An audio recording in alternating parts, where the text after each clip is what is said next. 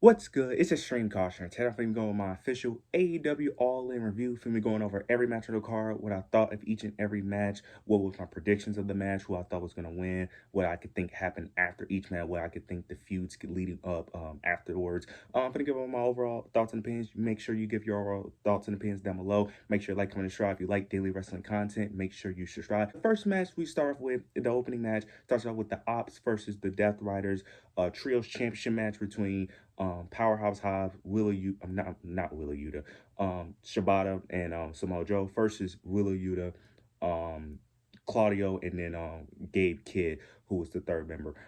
This was a fine match. It was whatever, like it was just a whatever match. The Ops picked up the victory. They retained the Trios championships, and then after the match, the Death Riders ends up attacking them. They end up taking out Samoa Joe. They end up putting a steel chair in between his neck, and then Claudio ends up slamming his foot on Samoa Joe with the steel chair, taking him out. The paramedic team ended up putting him on a stretcher, taking him out. So he's going to be, I'm assuming he's going to be out for some time. Don't know how long he's going to be out for, but he's going to be out for some time. So we'll see where that plays out. But this match was just whatever. It was just a whatever match. I understand why it was on the card due to the story they've been telling, but I couldn't care less about this match. It was just whatever, but the Ops retained Trios championships, and that's really it. It's really nothing much more to really tell her. This match was just whatever. Now we get the Casino Gauntlet match. Winner of this get a future guaranteed championship opportunity. It started out with MJF and Mark Briscoe continuing their little feud. Juice Robinson ended up making his return in this match. Overall, this was a decent match. Now, this match went on way too long. This match was ridiculously long. I don't understand it. This was a common thing in this entire show, because this PLE, this pay-per-view in general, was way too long. This match went on for damn near 40 minutes. I'm sorry. Look, this match should not have went on for this long. This match should have been 20 minutes tops, because I don't mind a long match. I don't.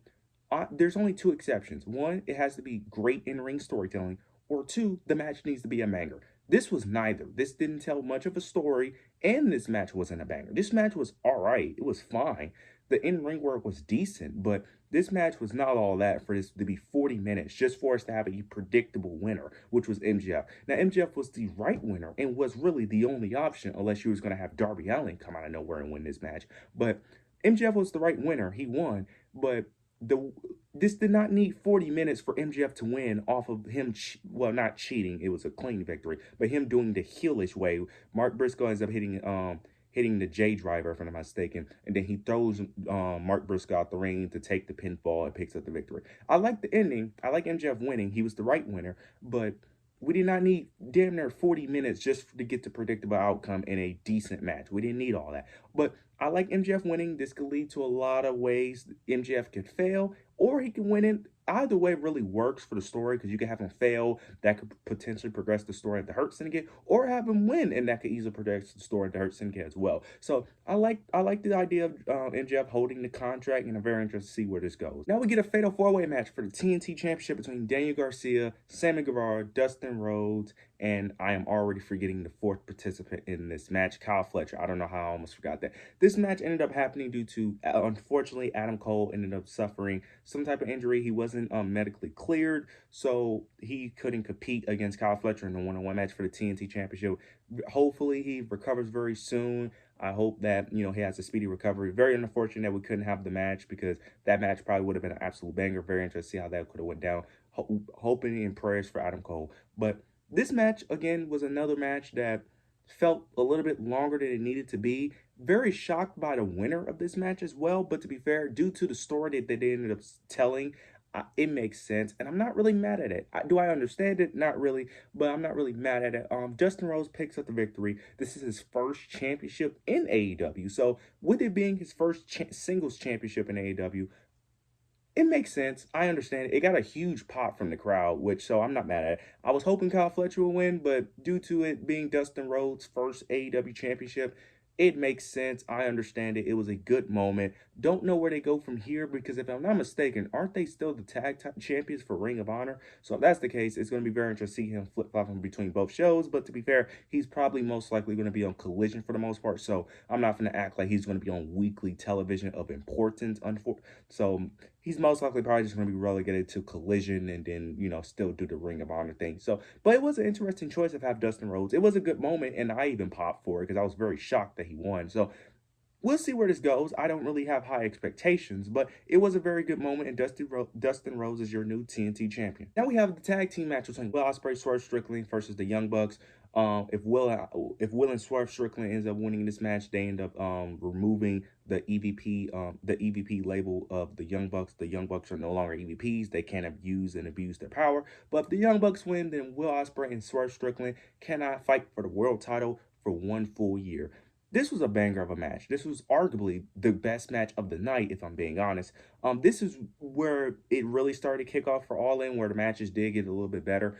This was a banger match. We had some very sick spots in this match. We had one spot where one of the Young Bucks, ended up doing a hidden blade onto Will Ospreay, transition into a 450 splash, and then the other one of the Young Bucks ends up going into a moonsault, going for the pin. He ends up kicking out. I think they hit like 3 to 4 EVP triggers on Will Ospreay, and Will Ospreay continued to kick out. I think it was one moment, if I'm not mistaken. I may be thinking of another match where, yeah, I'm thinking of another match, but I'm thinking of another match where someone spammed like 3 finishers and they end up kicking out. But this was a crazy, very wild, very chaotic match. The chemistry between these 4 men was really great. We had one moment where Will Ospreay ends up accidentally hitting the hidden blade onto Swerve Strickland. That was a really cool. I like that moment. We end up getting a callback to the Young Bucks when they end up handcuffing Swerve Strickland and just immediately doing a bunch of super kicks. They repeated that spot to a degree where they had Will Ospreay on the ropes where they continue to super kick him. Then you have Swerve Strickland ended up trying to take the super kicks for Will Ospreay, which I did like. We ended up getting a power driver. Will Ospreay had one of the Young Bucks in a power driver, and then Swerve Strickland's on the top rope. He ends up doing a swerve stop into the power driver. Young Bucks kick out, but then you end up getting towards the end where they end up both hitting their finishers. Swerve Strickland ends up doing a house call. And then Will Ospreay ends up doing a hidden blade to pick up the victory. Swerve Strickland and Will Ospreay are both going to be in the main event scene for the foreseeable future, and Young Bucks are not EVPs anymore. So I'm very interested to see how they progress with them and what they're going to do next with the Young Bucks due to them not being EVPs and abusing their power, because they've been the EVPs for so long. So it's very hard to imagine them not being the EVPs and what they're going to do with their gimmicks, or if their characters stay the same just without them abusing their power. So very interested to see where that goes. But I did like this match. This would have been my favorite match if it wasn't for the main event of the show. But this was easily probably the best in-ring match, if I'm being honest. But this was a banger match. Really excited what they do next. Now we get the women's Casino Gauntlet match. I'm not gonna really go that in depth on this match.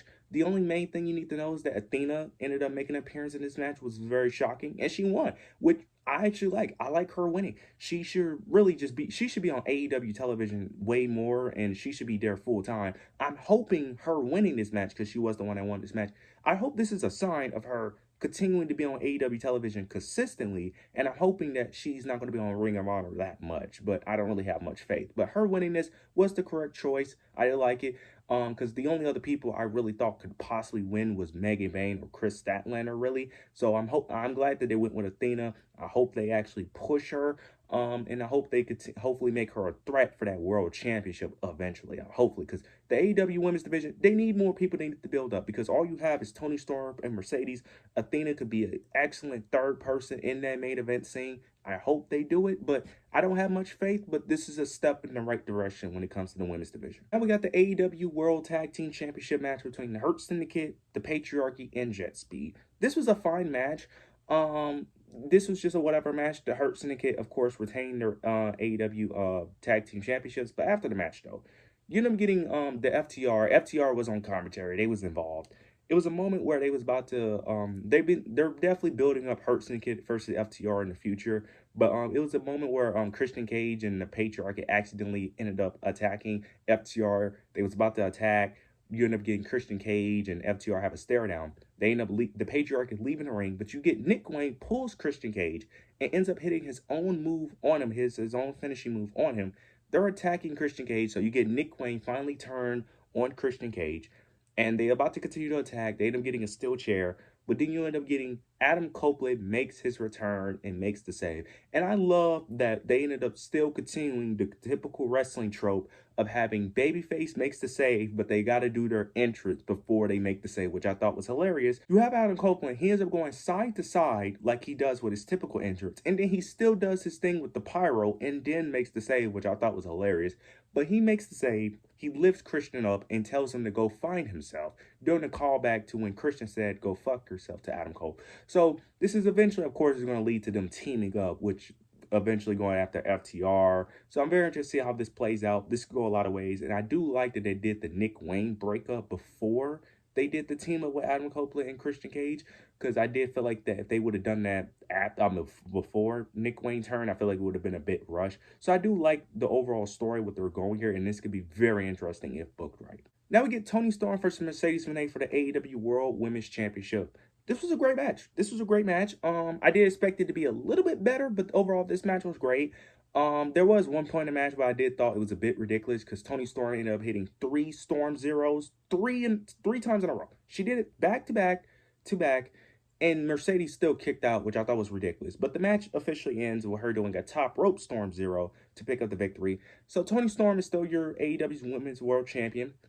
My only question is, where do we go from here? Because both of them have already beaten every woman in the women's division. And now I already know people can be like, well, Athena.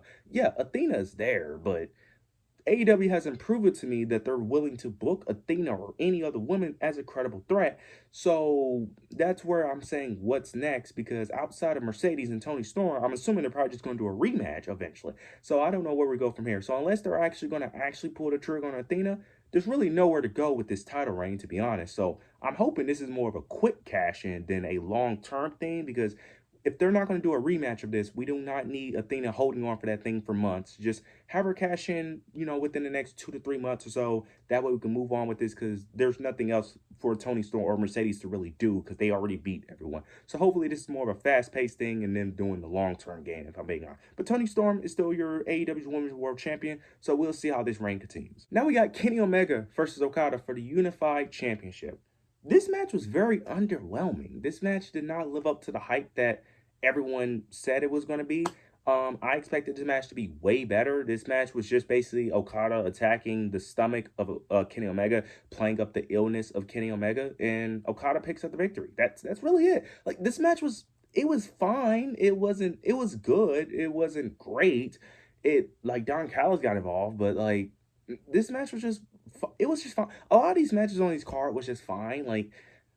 This PLE entirely was safe by 3 matches. But yeah, Okada is the unified champion, which I don't understand why. I don't really think he really needs the championship, but it is what it is, and I don't really have much to say about this match. This match is just whatever. It was very disappointing. It just didn't live up to the hype.